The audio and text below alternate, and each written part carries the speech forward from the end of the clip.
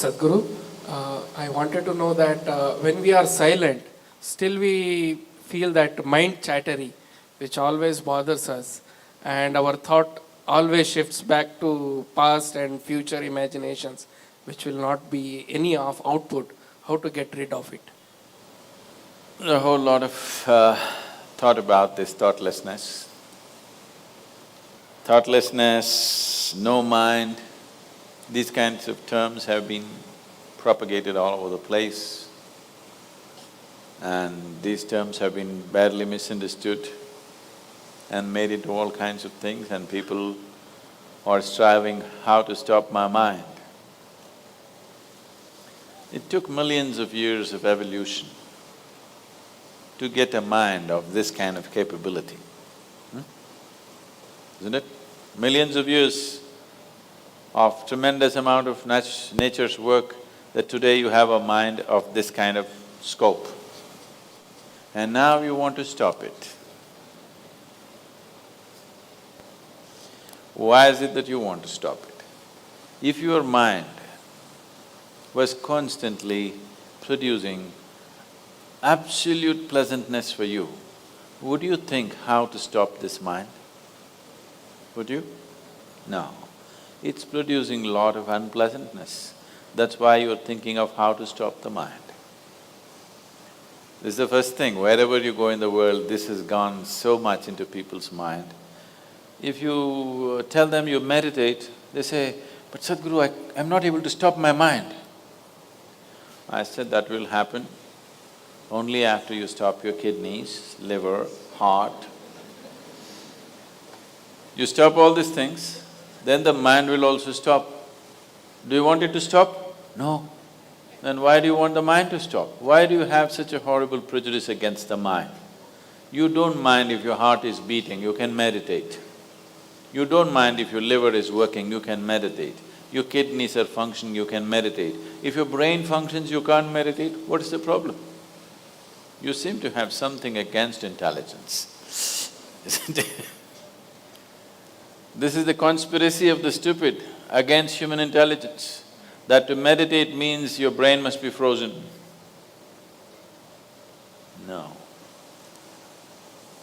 You don't have to freeze your brain. We were looking at this yesterday itself.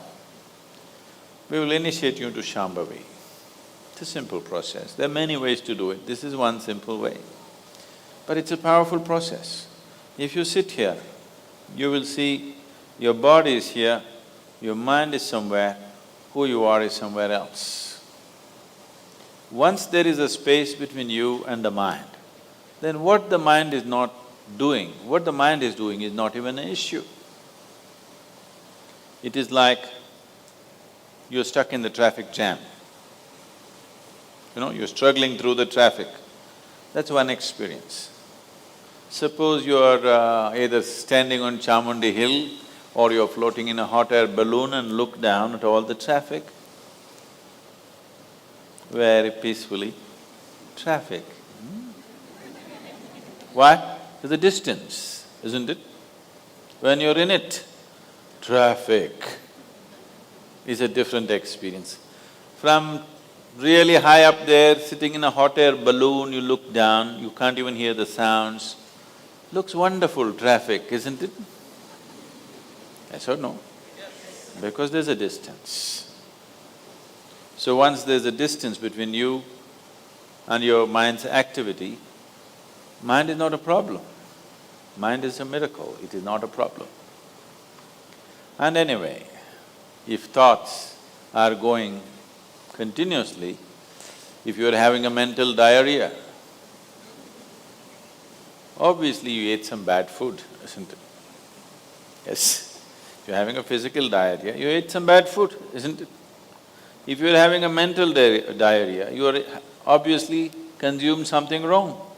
What this wrong thing could be is, the moment you identify yourself with something that you're not, then you're finished. Your mind is a continuous runs.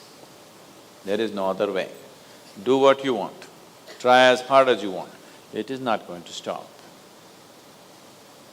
If you do not identify yourself with anything that you are not.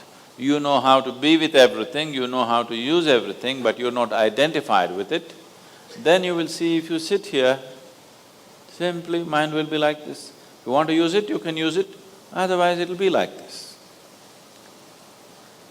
Right now your hands are like this, or you're holding it tied up because it'll go all over, is it? No. You can keep it like this. You can keep it like this, you can keep it like this. When you want to use it, you can use it. So it's a useful instrument. Suppose your hands become like this. You know, some people have become like this. Yes or no? If it becomes like this, you will become ridiculous, isn't it? If it happens to your mind, also you're equally ridiculous. It is just that you are living in the comfort that nobody else can see it. But people can see it. They watch you closely enough, they can see it, isn't it? And whether they can see it or not, that's not the point. The point is, the most important faculty of your life is out of control. Doesn't matter whether they can see it or not, that's not the issue. The issue is, the most important faculty in your life is out of control, doing its own rubbish all the time, not doing what you want it to do. So, if you have to be freed from this ailment, you should stop eating bad food. Wrong food or bad food means you are identifying yourself with things that you're not. If you sit here, if you're not identified with this and with this, then you will see everything is just fine.